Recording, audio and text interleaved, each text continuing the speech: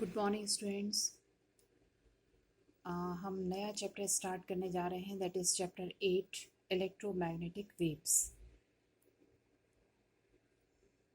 What is the meaning of electromagnetic waves? सबसे पहले हम ये समझते हैं। In physics, electromagnetic radiation refers to the waves of the electromagnetic field propagating through space, carrying electromagnetic radiant energy.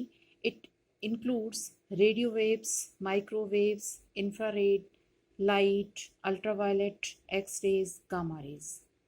इनसे जो मैंने जो अभी नेम आपको बताए कि रेडियो वेव्स हैं, माइक्रोवेव हैं, इंफ्रारेड लाइट है, ultraviolet, X rays, gamma rays, इनसे निकलने वाली जो रेज होती हैं वो इलेक्ट्रोमैग्नेटिक वेव्स कहलाती हैं। और इसमें ख़ास तौर पे आपको याद रखना पड़ेगा कि Maxwell formulated a set of equations involving electric and magnetic fields and their sources the charge in current densities. These equations are known as Maxwell's equations. जो मैक्सवेल ने इक्वेशंस बताए हैं उनमें आप जानते हैं कि जैसे इलेक्ट्रिक फील्ड है, मैग्नेटिक फील्ड हैं, और इनके सोर्सेज जो हैं या चार्ज और करंट डेंसिटीज़ हैं, उनको लेके जो इक्वेशन बनाए गए हैं या उनके डेरिवेशंस हैं वो मैक्सवेल इक्वेशंस कहलाते हैं। वो मैक्सवेल इक्वेशंस के थ्रू ही एक्चुअली इलेक्ट्रोमैग्नेटिक वेव्स को डिफाइन किया गया है। नेक्स्ट टॉपिक है displacement current. This is a quantity appearing in Maxwell's equations that is defined in terms of the rate of change of electric displacement field. It has the unit of electric current density and it has an associated magnetic field just as actual currents do. Displacement current को आपको इस तरह समझना होगा कि जो electric field या magnetic field जिसके बारे में आप बहुत अच्छे से जानते हैं, जब भी इलेक्ट्रिक फील्ड या मैग्नेटिक फील्ड बनेगा तो वो किसी न किसी वेव्स के थ्रू ही बनेगा। और जब वेव एक जगह से दूसरी जगह मूवमेंट करती हैं तो वो कोई ना कोई टाइम लेती हैं, that is called rate of change of waves. तो rate of change of wave जो है इसका मतलब है कि आपके पास डिस्प्लेसमेंट भी है और उसके साथ साथ टाइम भी है कि कितने टाइम में कोई वेव कितनी दूर जाती है. तो यहाँ पे दो चीज़ें इंक्लूड हो जाती हैं, डिस्टेंस भी और टाइम भी. तो डिस्प्लेसमेंट करंट जो है इसमें rate of change of electric और मैग्नेटिक करंट्स जो हैं उनको आप डिफाइन कर सकते हो. तो इट मीन्स डिस्प्लेसमेंट करंट में दो चीज़ें आपको याद रखनी पड़ेंगी, एक तो डिस्प्लेसमेंट ऑफ करंट और उसके साथ साथ उसमें इंक्लूड है टाइम, इसलिए हम उसको the rate of change of electric current बोलते हैं.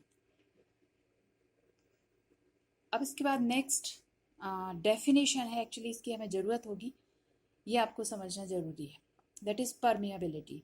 This is the measure of the resistance of A material against the formation of a magnetic field. ये परमेबिलिटी का मतलब होता है रेजिस्टेंस को मेज़र करने के लिए आपको एक फॉर्मेशन बनाने की ज़रूरत होती है जिसको हम परमेबिलिटी बोलते हैं. इसका फॉर्मूला है V = 1/√μ एप्सिलॉन.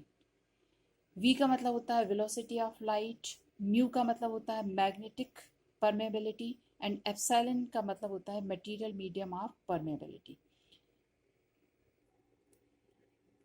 आप अपनी बुक से NCERT बुक है, this is in page number 273, कुछ मैक्सवेल्स इक्वेशंस दिए हैं, ये ज़रूर आप पढ़ के देखिए. इनका डेरिवेशन कोर्स में नहीं है, बट ये जो इक्वेशन है ये आपको आने चाहिए.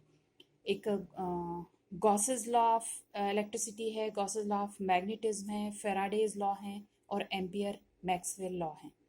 ये आप पढ़ लीजिए, ये NCERT में से है और पेज नंबर इसका 273. Now we are taking next topic, that is sources of electromagnetic waves.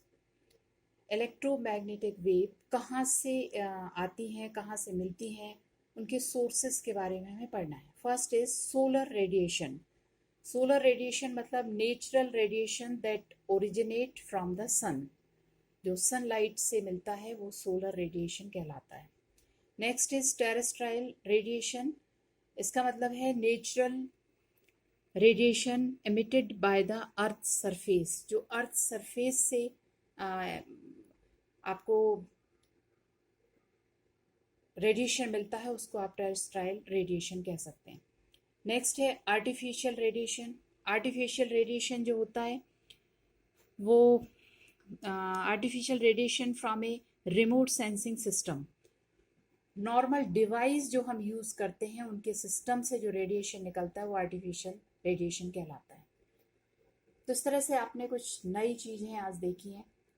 First, electromagnetic waves, displacement current, permeability, जिनमें हमने दो तरह की परमेबिलिटी यूज़ की हैं, magnetic permeability and material medium of permeability.